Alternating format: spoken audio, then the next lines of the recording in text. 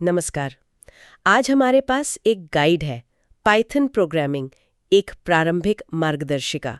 तो आज हम इसी पर थोड़ी गहराई से बात करेंगे। हाँ, हमारा मकसद है पाइथन की जो बिल्कुल बेसिक बातें हैं उन्हें समझना।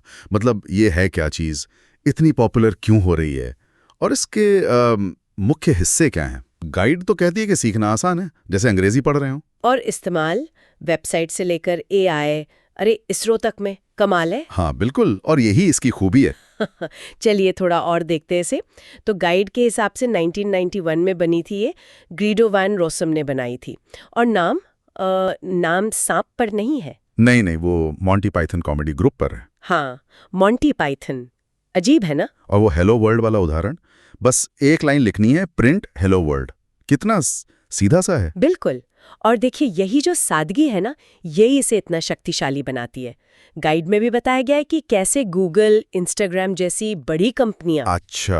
हाँ, और यहाँ भारत में भी टीसीएस, इन्फोसिस, जोमैटो, ये सब इस्तेमाल कर रही हैं। वाह। तो ये दिखाता है कि है तो सिंपल, पर काम बड़े बड़े करती है। और इसीलिए मार्केट में इसकी मांग भी है, तो सीखना फायदेमंद है। सही बात है। अच्छा, तो इसे अपने कंप्यूटर पे लाएं कैसे? गाइड में इसका भी जिक्र है, कहती है python.org से लेटेस्ट वर्जन डाउनलोड करो। हाँ, वो तो स्टैंडर्ड तरीका है। और विंडोज वालों के लिए खास हिदायत है, इंस्टॉल करते वक्त ऐड पाइथन टू पाथ पर टिक जरूर करें। ये पाथ वाला क्या मामला है, ये इतना जरूरी क्यों बताया गया है? हाँ, ये एक बहुत अहम नुक्ता है। देखिए वो चेकबॉक्स टिक करने से क्या होता है कि आप अपने कंप्यूटर में कहीं से भी, मतलब किसी भी फोल्डर से कमांड प्रॉम्प्ट या टर्मिनल खोलकर सीधे पाइथन कमांड चला सकते हैं। अच्छा।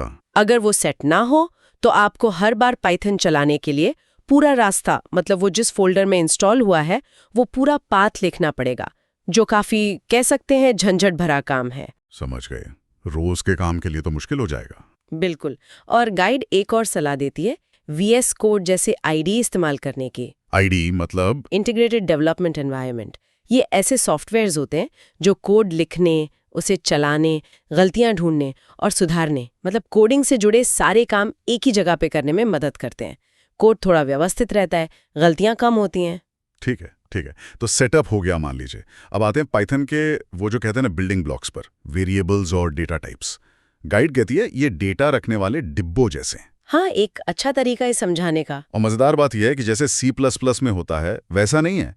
पहले से बताना नहीं पड़ता कि डिब्बे में क्या आएगा, बस नाम दिया और रख दिया, जैसे name is equal to Rahul या एज इज इक्वल टू 25। बिल्कुल सही। इसी को डायनामिक टाइपिंग कहते हैं। ये पाइथन की एक बड़ी खासियत है और काफी लचीलापन देती है।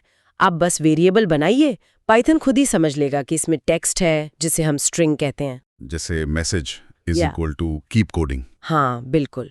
या फिर कोई नंबर है या सच झूठ वाली वैल्यू है, जिसे बूलियन कहते हैं, जैसे is valid is equal to true. या फिर कई सारी वैल्यूज एक साथ है, मतलब लिस्ट, जैसे मार्क्स इज इक्वल टू 85, 90, 95। अच्छा। लेकिन हाँ, गाइड में एक चेतावनी भी है। ये जो लचीलापन है ना, इसके साथ थोड़ी सावधानी भी चाहिए। ऐसा नहीं कि आप किसी भी टाइप को किसी के भी साथ मिला दें। जैसे आप एक स्ट्रिंग और एक नंबर को सीधे सीधे जोड़ने की कोशिश करेंगे तो एरर आ जाएगा। हाँ, ये तो गड़बड़ हो जाएगी। इसीलिए गाइड में वो मसाला डब्बा वाली उपमा दी है। जैसे हर मसाले का अपना नाम, अपनी जगह, अपना काम होता है, वैसे ही हर डेटा टाइप का अपना मतलब और इस्तेमाल है। मिक्स नहीं करना। सही है। और एक छोटी सी बात और, पाइथन केस संवेदी है, मतलब छोटा नेम और बड़ा नेम ये दो अलग अलग वेरिएबल मानेगा। हाँ, ये ध्यान रखना होता है। और खैर, वेरिएबल के नाम ऐसे रखने चाहिए जिनका कोई मतलब निकले। ये तो अच्छी कोडिंग प्रैक्टिस है ही। बिल्कुल। अच्छा, अब कोड को थोड़ा स्मार्ट बनाते हैं, मतलब फैसले लेना, चीजों को दोहराना। गाइड में इफ, एल्फ, एल्स की बात की गई है। हाँ, ये कंट्रोल स्ट्रक्चर्स कहलाते हैं। इनसे आप कोड में लॉजिक डाल सकते हैं, शर्त लगा सकते हैं। जैसे गाइड वाला उदाहरण था कि अगर मार्क्स इतने हैं तो ये ग्रेड दो, नहीं तो वो ग्रेड दो। हाँ, जैसे मार्क्स 85 है तो ए ग्रेड दे दो। बिल्कुल। फिर आते हैं लूप्स, किसी काम को बार बार दोहराने के लिए। एक है फॉर लूप। ये किसी लिस्ट या सीक्वेंस की हर आइटम के लिए एक एक करके चलता है। जैसे वो फलों वाली लिस्ट थी, fruits is equal to apple, banana, mango, तो हर फल का नाम प्रिंट करने के लिए। एग्जैक्टली। और दूसरा है व्हाइल लूप। ये तब तक चलता रहता है जब तक कि दी हुई शर्त पूरी होती रहती है।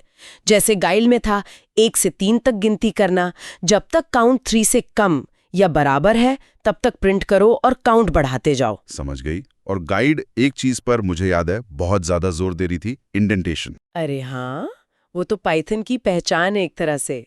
इंडेंटेशन मतलब लाइन की शुरुआत में जो खाली जगह छोड़ते हैं। हाँ, वो स्पेस। देखिए, जहाँ दूसरी प्रोग्रामिंग भाषाएं होती हैं जैसे C++ या जावा, वो कोड के ब्लॉक बनाने के लिए कर्ली ब्रेसेस या कुछ खास कीवर्ड्स का इस्तेमाल करती हैं। पाइथन में ये काम इंडेंटेशन से होता है। मतलब वो स्पेस ही बताता है कि कौन सा कोड किसके अंदर है। बिल्कुल।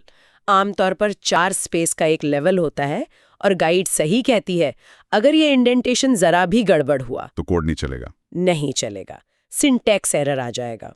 ये शुरू में जो दूसरी भाषाओं से आते हैं उन्हें थोड़ा अजीब लगता है, पर इसकी वजह से पाइथन कोड पढ़ने में बहुत साफ और आसान लगता है। इसीलिए कहते हैं कि इसे सीखना सरल है। अच्छा, तो ये इफ एल्स, फॉर, व्हाइल और इंडेंटेशन, ये सब मिलकर कोड को काम का बनाते हैं। हाँ, यही वो औजार हैं जिनसे आप असल जिंदगी की समस्याएं हल करने के लिए लॉजिक लिखते हैं। तो अगर हम आज की बात को समेटें तो हमने समझा कि पाइथन अपनी सादगी, पढ़ने में आसानी के लिए जानी जाती है।